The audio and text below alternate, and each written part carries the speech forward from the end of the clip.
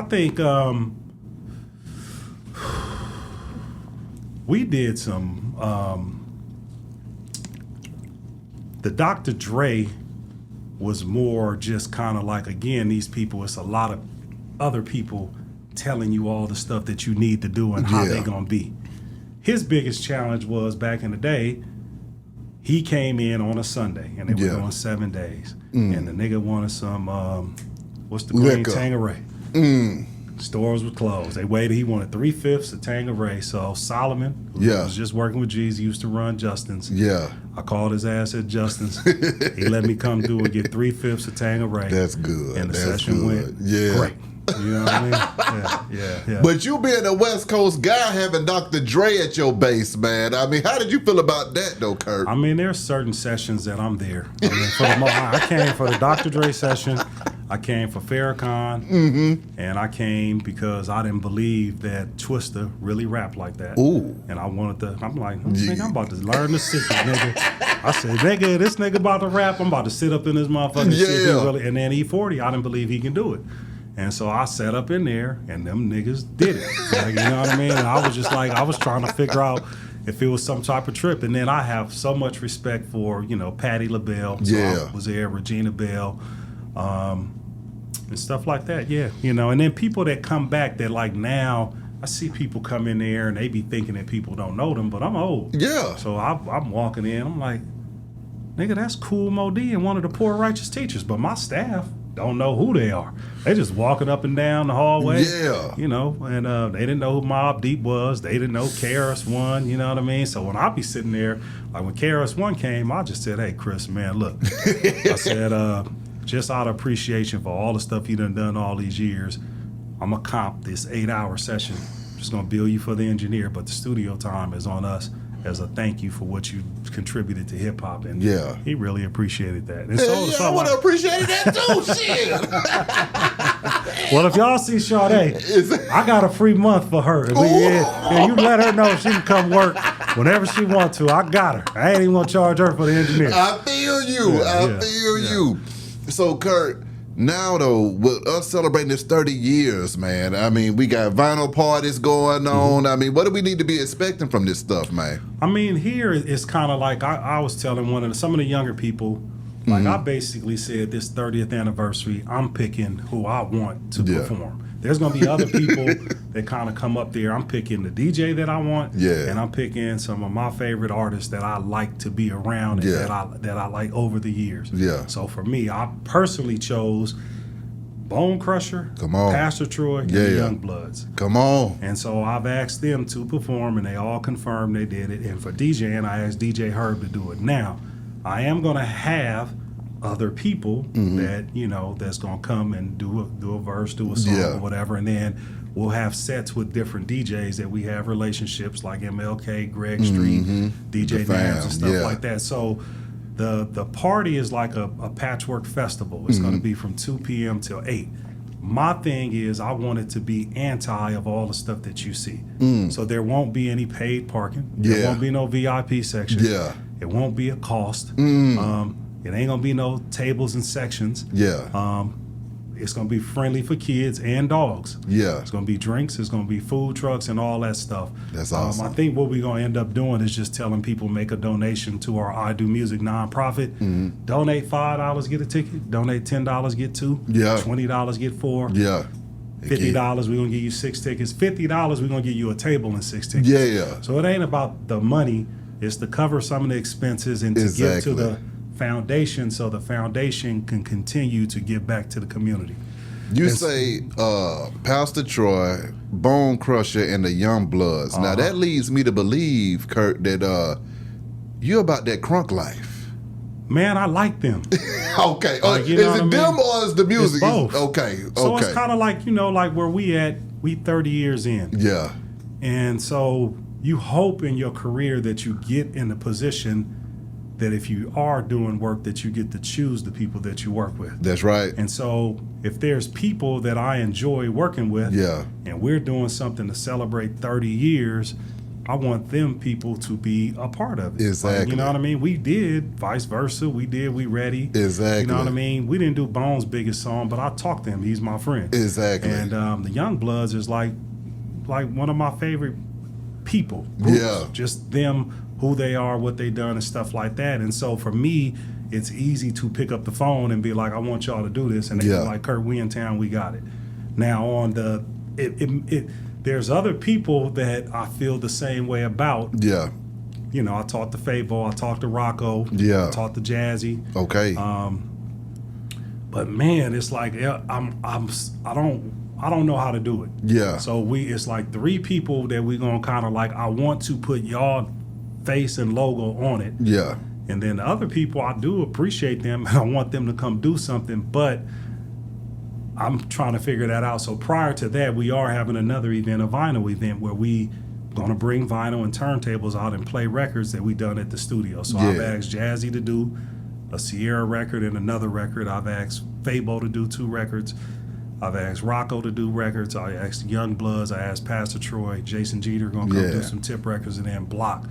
And so then we'll kind of do that. And then later on in September, we'll do our 5K, where we kind of basically like, we saying, nigga, we run the streets. Come on now, literally. We're going to put 300 niggas in the streets, and we're going to run the streets of Atlanta. That's hard. And That's hard. So like on here, I just was telling people, like, for this, I said, for 30 years, man, we've been doing things for our customers and our clients and trying to make sure that they comfortable. And I'm like, I just want to have a party where I like the food trucks, I like the DJ, and I like the people performing. Exactly. If y'all don't like it, the rest of the people, it wasn't for you on this particular time. Anything else that we doing, it'll we be doing for it for you. our clients. Exactly. Yeah, but for this one, I told them, as long as they got the drink that I want to drink and the food that I want to eat, and the DJing and the people get up there and do these records that I enjoy. Come on, they man. calling me. Oh, they do the record. Exactly. Man, it is what it is. Y'all can do your own party. Answer me this though, Curt. When it comes to Patchwerk, 30 years of music just flowing through there. How did you feel about the different sounds that you heard coming through them from the young guys? Because, I mean, you got the Dungeon Family, that was one sound. Then you got the crunk era. Then you got the futuristic era. You got the trap era. You got all of these different sounds coming through there. So, I mean, what was that doing to your ear going in and out of there? For me, it was more so like, I've always been like, everything ain't for everybody. Yeah. And so if it's something that I didn't care for and I didn't enjoy, I didn't judge it. Yeah. My job was to make sure that sonically, or our job is to make sure that sonically it hit right. I tell people that I don't really use the music to think if it's going to work. Okay. I look at what's going on around it. I'm in the business part of it. Yeah. So I'm never in the studio. I'm looking at, okay, when they called the book, did they do it ahead of time? Yes, they were. Okay. Did I have a problem getting a purchase order? No, I didn't. Did they give them a food budget? Yeah, that they did. Did they only give them $100, or did they say it's unlimited? You can get them what they want to. Yeah. And then if I say, okay, you booked them for 8 hours, and if they want to work more, do they say you need to call me back, or it ain't approved, or do they be like they can work as long as they want to? Now we did the work. Yeah. When I send the invoice out, does it take them 30 days to pay, or does it take 60 or 120? Ooh. Okay, well, when we do Beyonce, this is what we want. This is the writer. Here's our food budget. If it goes over, I don't care. Pay it. Okay, we do the session on Monday, and they calling me asking for the bill.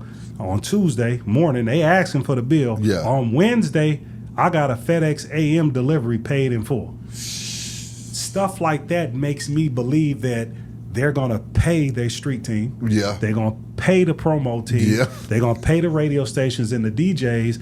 People are going to feel good about working on this project, so it has a better chance to be successful, as opposed to everybody looking for their money. You got a rapper, the producer ain't getting paid, the engineer ain't getting paid, studio ain't getting paid, manager ain't getting paid, whatever. That makes me think that even though the music is dope, it ain't gonna work because the system business ain't behind right. it. Yeah. So when the business is set up, at least I say they have an opportunity to be successful. Yeah. Some of it, I'd be like, this nigga snapping, but these people doing his ain't stuff snapping don't behind know, the scenes. they don't know what they doing.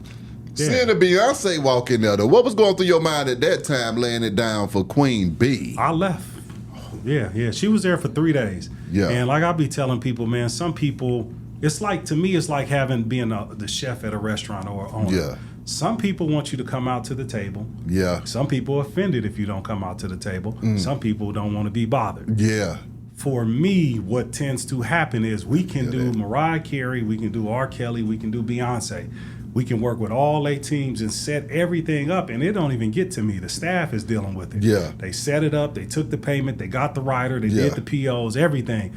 Once they meet me, they don't want to call the staff no more. Oh, So that's why I be like, if I I'll go be at the end. there you go. If I go in there, then the next day, hey man, we want to get back in the studio. And I'm like, man, you done did all these weeks with the staff. The manager that's at the office, they want to cut the line and start calling me. Yeah. So certain people, Alicia Keys, Beyonce, them, and when they got a lot going on, I'd rather just be like, let me stay back. That's why for us, it's kind of like I never would make a business with my name on it, with a silhouette of me or a picture. I think that makes it smaller. Yeah. I always wanted it to be Patchwerk. It's like an institution, and you can't really associate with who owns it. Come on. So we can do, I don't have to be there for us to keep working and be successful. Those are facts. I want them to buy into, hey man, if you call at 10 o'clock, there's a manager there. Yeah. If you call at 2 o'clock, there's a manager. You don't have to speak to Curtis. Yeah. Yeah, so that's why with some people, I'll be like, man, everything was great. Yeah. And then as soon as I go in there, and then they look at me, they don't be saying nothing to me.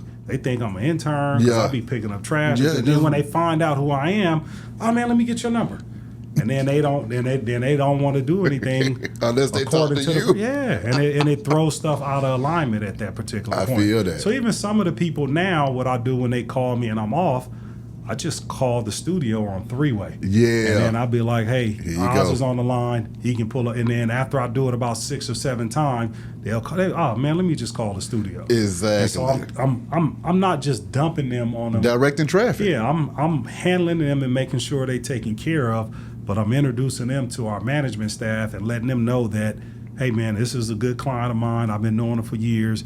Make sure he's straight. And then I tell them, I say, hey, call the office. Yeah. If you got a problem, then call me, and then I'll work it out for you. Exactly. Not only though is Patchwerk an institution in Atlanta, it's an institution globally for music, man. So I mean, having people from all over the world converge on your studio, how does that make you feel, realizing that, you know what, this started off as a local thing and now it's an international thing? Feels good. We're working on a project right now. Yeah. South Africa. See that? And, I think the dude is Omalati, and the first song got WizKid, but I just looked at the track listing, and he got a song featuring Dr. Dre. Ooh. And so we actually we did there was about 14 people came over from Africa, from the continent, and they were touring different places in the United States, and they wanted to see us. Yeah. It was like hip hop is big in South Africa, and the people was like, well, the people doing hip hop is Patchwerk. Yeah. So I did this tour with these people, and it was crazy because they had on suits, they look all stiff, and then when we hit play, the party starts. was doing everything. So anyway, 6 months later, one of the guys calls me, and he's like, hey Curtis, we working on this project, it's a big deal, and I want you guys to do one record to see how it sounds. Yeah. And so we did one record, and our engineer was worried, and they loved it. And so then it went from trying to fly our engineer to New York, to Africa, to LA, and we convinced them to let us do it here at the studio. So that's hard. We ended up doing 15 songs, and so they're out of the country, so we have to chime in real time, and then they can do the edits and stuff like that. And then not only did we we didn't record it, but we mixed it, we're mastering it, coding it up for them and everything or whatever. So it's cool to hear. Like, I got a call probably about 15 years ago from Abbey Road Studios asking, how do we do what we do? And they like, man, we feel like our people look at us as like a museum, and they think we're inaccessible, and they were having problems getting clients in to do recording, as opposed to this is the studio that the Beatles did. Yeah. And I was humbled because they wanted The sauce. my advice on how we did it and what we were doing and stuff like that. And so I just always tell people, man, we've done a lot. Like, I mean, we are where, if you think of if people still on this trap music, we did it at the studio. We just ain't had time. We just didn't die and say, hey, let's hang on to trap. Or we did the Shorty Swing My Way. We did the That's just my baby daddy. Exactly. We did Freak It with Lathan. Yeah. We did all these, my boo, we did all these records, Yeah. but we ain't die right there with that genre. Exactly. We moved on, like you said, to the next one. And then while people over here asking about what did you do, we worried about the person coming in tomorrow. Then we move on to here and move on to here. So this world sound that we got an opportunity that, you know, they come into the United States. They could have went to New York. They could have went to Miami. They could have did it in Africa. These people are international. And they loved what we did enough and trusted us enough to do this dude's whole project. It's going to be huge. Now, I don't know if it'll connect with the people here. And maybe we could do a better job of telling y'all that look what we did. But in the other room, we got this bigger project that we working on, and we just gotta kind of keep going. We don't really, like, these are real conversations, of long conversations, like jumping on with people's production and management. Yeah. And hey, I need you to fly some engineers to Miami, and then we're gonna come to Atlanta. We're gonna do this. Then I need you to do this, and then we're gonna bring this over here and all this stuff. So these are big projects, and it's kind of like you realize that people trust you with it, so you can't fuck it up. You know what I mean? It's a challenge. No, I'm with you on that.